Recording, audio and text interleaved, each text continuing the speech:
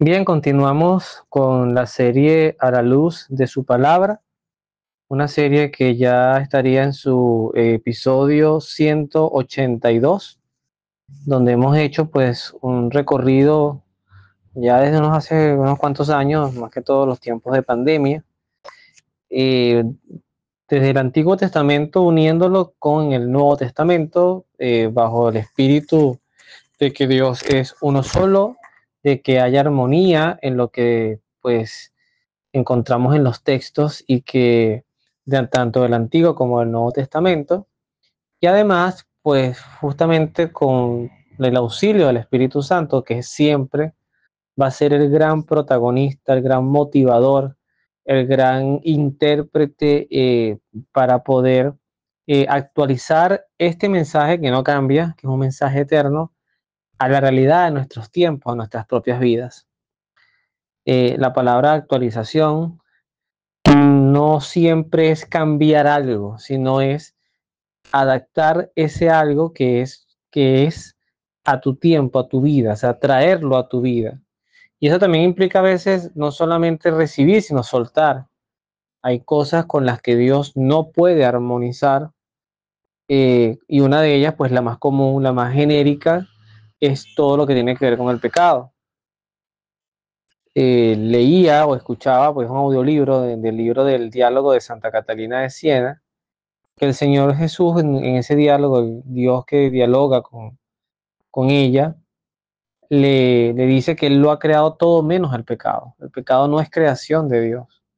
El pecado es producto ciertamente de nuestra libertad, de nuestra desobediencia, de nuestro a veces autosuficiencia, el querer resolver todo sin comunidad, sin la ayuda de esa luz divina que es persona y que además nos mira porque somos parte de su propia creación. Pero Dios está allí, pues, y nos acompaña, y la principal forma de escucharlo es a través de su palabra. Hoy vamos a terminar el libro de Ruth. Ruth aparece en uno de estos libros hermosos, libros que nos presenta la Sagrada Escritura, una historia bellísima de una mujer que además forma parte de los antepasados del rey David, una mujer moabita.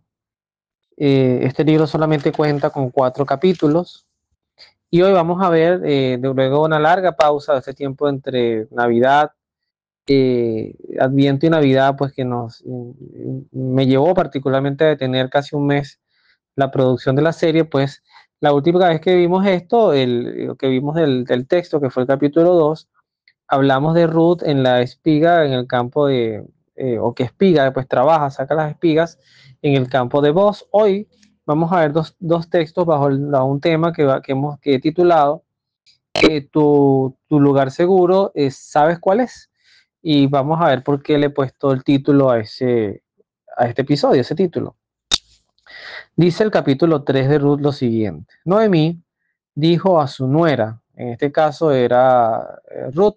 Recordemos, para el que esté escuchando esto por primera vez, que Ruth no era de Noemí, porque era la esposa de uno de sus hijos. Y llama la atención que, a pesar de que el hijo estaba muerto, ella mantiene el vínculo. Esto también se aplica a nuestros tiempos. Hay personas que dicen que estos vínculos se mantienen, pero ella la sigue considerando como una nuera, y ciertamente luego será inclusive hasta como una hija. Le dice: hija mía, ¿no es mi obligación asegurarte un porvenir tranquilo?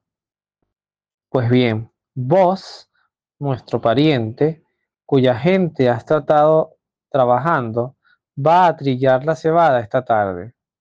Tú debes, por lo tanto, hacer lo siguiente: lávate, perfúmate, vístete lo mejor que puedas y vete a su era, pero no te dejes ver hasta que haya terminado de comer y beber.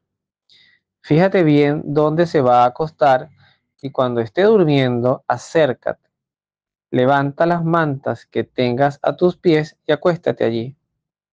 Que tenga a sus pies, perdón. Esa aclaratoria es importante. Él te dirá entonces lo que debes hacer. Ruth le contestó: haré todo lo que has dicho. Fíjense que en esta interpretación particularmente que hago, pues, ¿qué es lo que uno puede leer entre líneas? Que Noemí se está ocupando de conseguirle un esposo a Ruth bajo la dinámica de los tiempos. Esto no hay que cuestionarlo. Bueno, ¿cómo es posible? Ella tiene una mujer libre, tiene derecho a decidir con quién casarse. Sí, eso es cierto, eso en nuestra época es más evidente y se respeta y sin duda el matrimonio es un acuerdo mutuo, no es un tema del hombre escoge y la mujer esclavizada, sumisa, se deja poseer. Pero en estos tiempos la interpretación del matrimonio era muy distinta y por eso inclusive se veían estas grandes diferencias de edades entre los hombres y las mujeres. En la mujer había un fin mucho más, primero reproductivo, o sea, se sabe que en la juventud, pues la fecundidad y el sano embarazo es mucho más seguro. Todavía hoy los médicos lo dicen, que hay muchos métodos para que las personas puedan tener embarazos después de los 40, por ejemplo, y sean embarazos seguros, pero siempre tienen sus niveles de riesgo. Todavía hoy, lo digo con propiedad de causa, o sea, con conocimiento de causa, pues fue algo que está reciente en mi vida. Estos procesos de embarazo, los doctores te hablan mucho de estadísticas, o sea, manejan muchas estadísticas, ¿no?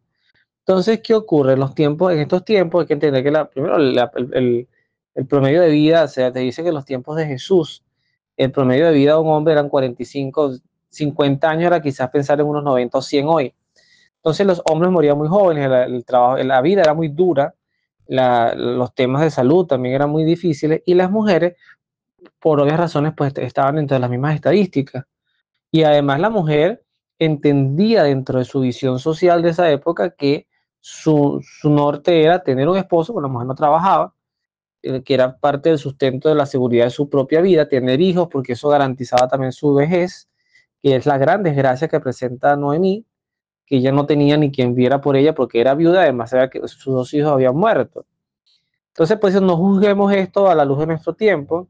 Ruth, muy obediente a Noemí, pues hace todo lo que ella le dice. Y fíjense que hay como una técnica ahí de seducción. O sea, ahí la mujer que se engalana, que se hace femenina, que se hace hermosa a la vista del hombre que quiere llamar la atención. Y eso hasta el momento no solamente lo dejo hasta allí, porque Noemí, por eso lo del lugar seguro, está pensando que ella va a morir y está tratando de que su apreciada nuera, que insisto, es como una hija, pues quede en manos de un hombre que cuide de ella, que la ame, que la proteja, un buen hombre. Al final creo que como padres, bien sea hacia el hombre o hacia la mujer, eso es lo que queremos para nuestros hijos, que estén con alguien que realmente los cuide, los valore, los ame, les haga felices, les respete. Este, bajó pues a la era e hizo todo lo que su suegra le había indicado. Vos después de una cena bien regada, se fue a acostar muy alegre junto a la parva. Quizás el hombre estaba entonado, pues tomando vino, comiendo bien. Era un hombre que capaz estaba, no, aquí no se habla de embriaguez, pero dice que estaba muy alegre, pues fue un momento muy, muy, muy ameno para él. Ella, por su parte, caminando despacito, destapó sus pies y se acostó. Como a la medianoche se despertó el hombre y miró con asombro que tenía a sus pies a una mujer. Como le preguntó, como le preguntara quién era, ella le respondió: soy Ruth, tu sirvienta. Tápame con tu manta, pues tú debes rescatarme. Que Yahvé te bendiga, hija mía, replicó él, pues este acto tuyo de piedad es mayor que el primero, ya que no has elegido a hombres jóvenes, ricos o pobres. Quédate tranquila, hija, pues haré todo lo que me pidas, ya que todo el pueblo sabe que tú eres una mujer extraordinaria. Es cierto que a mí me corresponde rescatarte, pero hay otro pariente tuyo más cercano que tiene más obligación. Quédate aquí por esta noche y mañana veremos si él quiere rescatarte o no. Pues si él se niega, te lo prometo por Yahvé, lo haré yo. Por ahora sigue durmiendo hasta mañana. A mí aquí también quiero hacer una pausa de esto del lugar seguro. Primero, la importancia de lo que es entregarse a la voluntad de Dios. El patrón era este. O sea, sí, la visión del matrimonio en esta época era muy compleja. Vuelvo a repetir esto a la lectura de nuestros tiempos. O sea, la mujer prácticamente era como un objeto que cualquiera podía decidir sobre ella, ¿no? Eh, pero también había unas reglas, había unas normas propias de la tradición judía, como por ejemplo lo que veríamos en los evangelios, cuando a Jesús, por ponerlo a prueba, le hablan de una mujer que estaba casada con un hombre y tenía 7 cuñados, o 6, ¿no? Creo que eran 7. O ellos eran 7 hermanos, era la cuestión. Ella se casa con uno, este muere, se casa con otro, muere. Lo cierto es que todos mueren, a ninguno les da hijos, y entonces le preguntaban a Jesús en un tono burlesco, eh, de quién va a ser esposa de esta mujer cuando esté en el cielo, porque al final estuvo con los 7. Eh, en el contexto de los vínculos, eh, y es antiguo, esto no es nuevo, los hermanos eh, que eran como los cuñados, pues, si las esposas de sus hermanos morían, ellos tenían la obligación de casarse con las cuñadas. O sea, la cuñada debía, pues, justamente para garantizar, todo esto era un tema de linaje de hijos, garantizar la continuidad del legado del hombre. Por eso, no lo explica muy bien el texto acá. Vamos a seguir leyendo a ver si más adelante se explica, pero por eso es que debe haber habido un vínculo mayor entre este pariente que menciona vos, que era más cercano a Ruth que él, porque él está siendo pariente, pero no se aclara exactamente si era un primo lejano, un primo segundo. Hay un texto que está en el Génesis, estoy tratando de ubicarlo mientras hago la grabación, que de un hombre que se llamaba Onán. Si voy a tratar de comentarlo, de todas formas, si no llego al texto, pues yo sé que de ahí viene el término onanismo. Y Onán, justamente pasa esto. Aquí, Onán, aquí ya conseguí el texto, está en el capítulo 38, la historia de Judá y Tamar. Y justamente, bueno, era la misma situación. Allá había un hombre que toma a su esposa, esta queda embarazada y da luz a un niño que llamó Er. Tuvo un segundo hijo al que llamó Onam. O sea, Er era hermano de Onam. Resulta ser que Er muere. Tenía una mujer que se llamaba Tamar. El primogénito, fue malo a los ojos de Dios y él le quita la vida. Y aquí es donde viene el tema, que entonces Onán tenía que cumplir con el deber de cuñado. Eso está en el versículo número 7. Tenía que cumplir con su deber de cuñado y toma por esposa a la esposa de su hermano para darle descendencia. Lo que pasa es que Onán, aquí estoy haciendo un gran paréntesis, pero bueno, como esto lo pedimos que lo guíe el Espíritu Santo, por algo será. Onán no quería tener descendencia, o sabía, mejor dicho, que esa descendencia no era suya, porque iba a ser reconocida como como descendencia de su hermano. Así que dice que cuando tenía relaciones con su cuñada, o sea, que las llegó a tener, él no cumplía con el acto sexual eh, abierto a la vida. No voy a dar más detalles, sino no había abierto a la vida, y esto tampoco agradó a Dios y también le quitó la vida. De ahí vienen las personas que bíblicamente quieran entender, por ejemplo, la posición de la iglesia con todos estos temas de la masturbación y todos estos temas del uso de preservativos o el sexo no abierto a la vida. Uno de los argumentos que utiliza bíblicos que utiliza la iglesia para explicar que esto no es agradable a Dios es este texto de Onán, y por eso viene esa palabra, esa frase que se llama el onanismo, que hay gente que hasta lo comenta de forma burlesca, pero con burla, pero justamente viene asociado con estos temas de tener relaciones sexuales sin que estén abiertas a la vida. Cierro paréntesis, un paréntesis muy largo. Bueno, lo cierto del caso es que vemos aquí entonces que Vos deja como entrever que si bien él tendría toda la intención de proteger, de cuidar y de amar a Ruth, él sabe que por derecho, hay una norma primera que él debe respetar, que es que hay un pariente más cercano que él debe ser el que tome esta opción, tiene la primera opción para él. Antes de que amaneciera, cuando todavía no se puede distinguir bien a las personas, se levantó voz, pues pensaba, nadie debe saber que esta mujer estuvo aquí durmiendo. Fíjense que compárenlo inclusive con el mismo tema de José, cuando quiso cuidar a la imagen de María, la quiso despachar, pero en silencio, sin escándalo. Aquí vos también está cuidando la imagen de Ruth. Qué bonito también ver esto, un hombre que tiene autocontrol, un hombre que tiene dominio. Así, Ruth es una mujer hermosa y está sola en su habitación, y él como hombre pudo haber hecho cualquier cantidad de barbaridades, dejándose llevar por sus instintos, por sus pasiones, por sus deseos. Sin embargo, los hombres de rectitud, algo que particularmente yo admiro muchísimo en la Biblia, y hay muchos casos de hombres así que me encantaría algún día poder decir que mis hijos, mi esposa, mi familia me recordasen por ser un hombre recto. Yo no, todavía no puedo presumir esto. Tengo mucho que aprender, muchísimo. Pero este tipo de dominios, de autocontrol y de personalidades bien definidas son algo muy de admirar en un hombre como vos. Dice que él busca despacharla en silencio, y luego le pidió a Ruth que se extendiera su chal y se lo llenó de cebada. Ella se lo echó al hombro y se volvió a la ciudad. Cuando llegó a la casa de su suegra, ésta le preguntó: ¿cómo te ha ido, hija? Ella le dijo, entonces le contó todo lo que el hombre había hecho por ella y cómo le había dado toda aquella cebada para que no volviera a su casa con las manos vacías. Noemí replicó: quédate tranquila hasta que veas en qué termina esto, pues estoy segura de que él agotará todos los medios para llevarlo a buen fin hoy mismo. O sea, Noemí estaba convencida de que el hombre era vos. En el capítulo 4 dice la ley del levirato. Vamos a ver qué significa eso.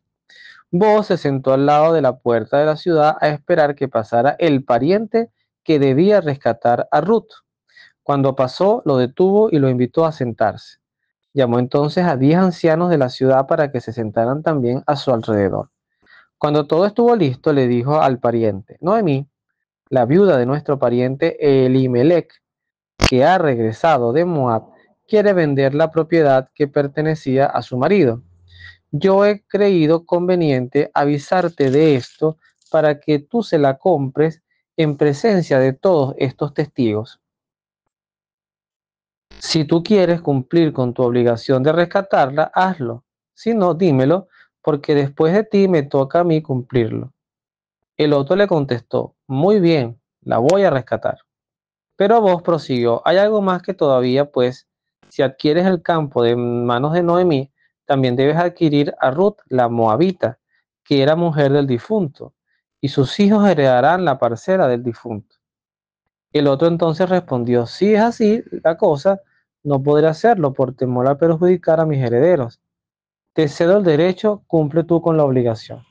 Fíjense ustedes, voy a tratar de repetir esto para que lo entendamos bien juntos. Debes adquirir a Ruth la moabita, que era la mujer del difunto, y sus hijos heredarán la parcela del difunto. O sea, fíjate tú, o fíjense ustedes, perdón, que aquí el tema era que si este hombre se casaba con Ruth y creaba descendencia con Ruth, todos sus bienes eh, iban a pasar entonces a herencia de ella, de Ruth, porque era la que, como el caso que estaba hablando de Onam, o sea, al final no iban a ser hijos reconocidos para él, sino para Ruth y su descendencia. Entonces este hombre piensa mejor la cosa y dice: si es así la cosa, no podré hacerlo por temor a perjudicar a mis herederos. O sea, que él ya tenía sus propios herederos. Y eso también me parece que fue una estrategia muy inteligente de Vos. Entonces, era entonces costumbre en Israel que para confirmar cualquier negocio como rescate o cambio de una de las partes se sacara una sandalia y se la diera al otro. Y este gesto servía como prueba del contrato. Por esto, el pariente que debía comprar la propiedad se sacó la sandalia diciendo a Vos: cómpratela. Al ver Vos esto, dijo a todos los que estaban presentes: ustedes son testigos de que hoy día Noemí me ha vendido todo lo que le pertenecía a su marido, Elimelech, y a sus hijos, y de que también he adquirido a Ruth, la moabita, viuda de Mahalón, para conservar el apellido junto con la propiedad del difunto y para que su nombre esté siempre presente entre sus hermanos cuando se reúnan a la entrada de la ciudad. Todos los que se encontraban allí dijeron, en efecto, nosotros somos testigos. Los ancianos, por su parte, agregaron, que Yahvé te conceda a que tu mujer sea como Raquel y Lía, las dos que dieron origen a la familia de Israel. Que seas poderoso en Efrata y famoso en Belén. Que gracias a la descendencia de Yahvé, o que Yahvé te conceda, de esta joven tu casa sea tan célebre como la de Pérez, el hijo de Judá, que Judá tuvo con Tamar. Fíjense ustedes cómo las historias se juntan, ¿no?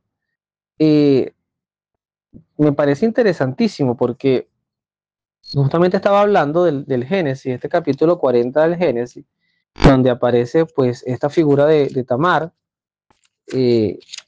Por eso decía que por algo el Espíritu Santo la habrá querido vincular. Y aquí aparece pues nuevamente el nombre de Tamar. Y de toda esta descendencia de Judá, pues viene el linaje de David, que es lo que vamos a ver en esta última parte que les quiero comentar. Obed fue el padre de Jesé y Jesé el padre de David. Vamos a ver qué significa esto. Fíjense ustedes la importancia de Ruth y de toda su historia. Boz se casó pues con Ruth y se la llevó a su casa. Tuvo relaciones con ella y Yahvé permitió que quedara embarazada y que diera luego a luz a un niño. Al saberlo, las mujeres felicitaron a Noemí diciendo, bendito sea Dios que no ha permitido que tu pariente cercano, o que ha permitido, que no ha permitido que tu pariente cercano de un difunto faltase a su deber con éste, sin conservar su apellido en Israel. Este niño será para ti consuelo y tu sustento en tus últimos años, pues tiene por madre a tu nuera, que te quiere y vale para ti más que 7 hijos. Noemí se llevó al niño, lo recostó en su falda y se encargó de criarlo. Las vecinas decían, a Noemí le ha nacido un hijo y lo llamaron Obed. Vean ustedes allí entonces lo que voy diciendo. Noemí tuvo este niño que era en realidad como su nieto y Obed fue el padre de Jesé y Jesé el padre de David. O sea, fíjense ustedes de dónde viene el linaje de José, el esposo de María, padre de Jesús en la tierra.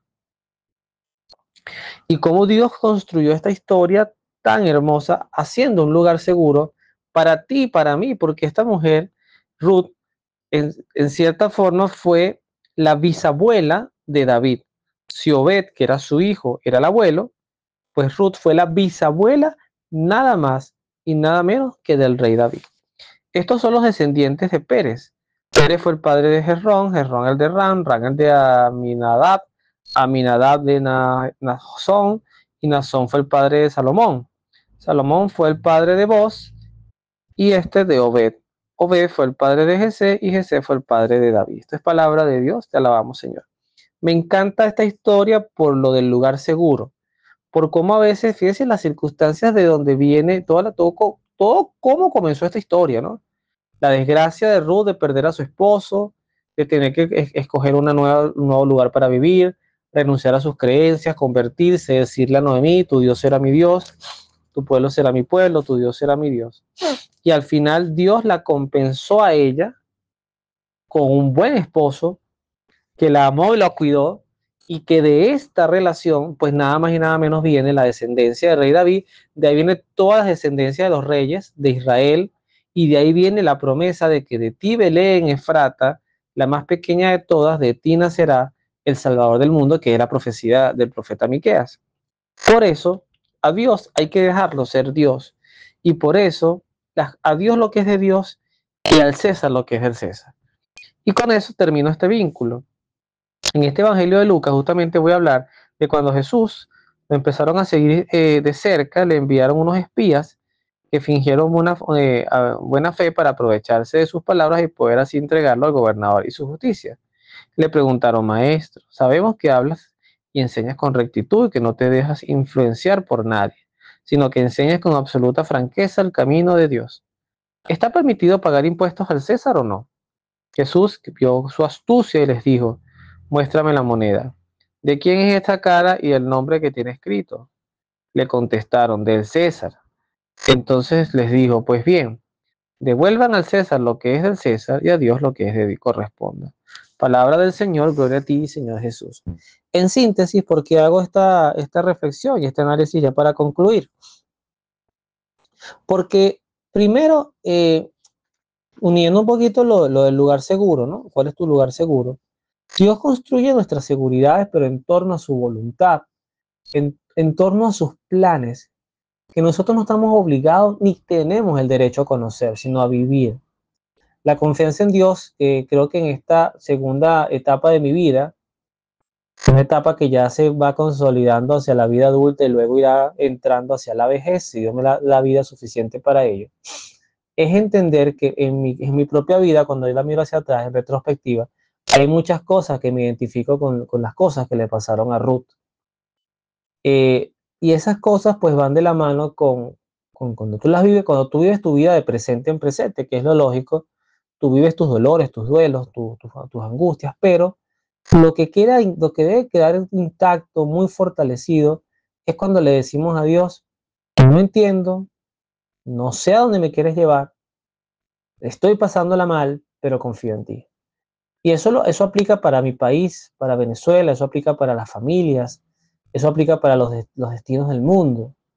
No son los gobernantes, no son los presidentes, no son los partidos políticos, no es nuestras propias riquezas, seguridades o talentos propios, es la confianza en Dios. Es esa confianza que nos permite mirar como miró Noemí. Sobre todo Noemí es una figura muy importante en esta historia.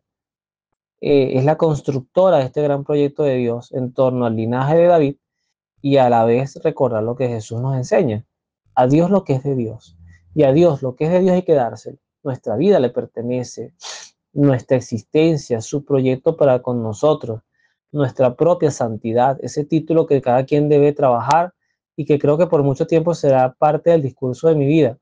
No solamente trabajar por mi propia santidad, sino también por la santidad de quienes me rodean, creernos que podemos ser santos y que además debemos serlo para poder alcanzar la meta definitiva, que es la vida eterna con el Señor.